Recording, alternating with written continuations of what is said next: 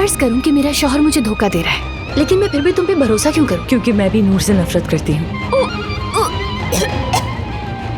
Yes, शक सही था, प्रेग्नेंट हूँ मैं। अगर तुम्हें लगता है कि मैं तुम्हारी पर्सनल लाइफ खराब कर रहा हूँ तो तुम गलत हो। मैं जानता हूँ तुम्हारा और अली कुजान का अफेयर है।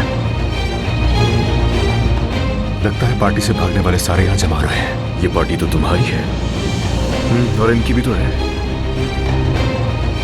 उसकी जैकेट पहनकर क्यों खड़ी थी? क्या कर रही थी तुम? किसी भी सूरत अगर मैंने तुम्हें उसके साथ देखा तो अच्छा नहीं होगा। और मेरा क्या जो मैं तुम्हें इतने अरसे से अलीना के साथ बर्दाश्त कर रही हूँ? अली, मुझे अच्छी तरह पता है कि अब तुम ये बोलोगी कि तुम मेरे और अलीना के यहाँ आने की जिद में कर रही हो। बोलो, ऐसा ही है ना? तुम चाहते क्या हो मुझसे? मेरा काम करना भी तुम्हें ऐसा लगता है कि मैं तुम्हें जला रही हूँ? अब ऐसा ही होगा। अब तुम्हें समझ आएगा जलाना क्या होता है। करीम साहब, आपकी गाड़ी में जगह है क्या? इसी बहाने हम दोनों कुछ बात भी कर लेंगे। ये मोहब्बत बदुआ बन गई है।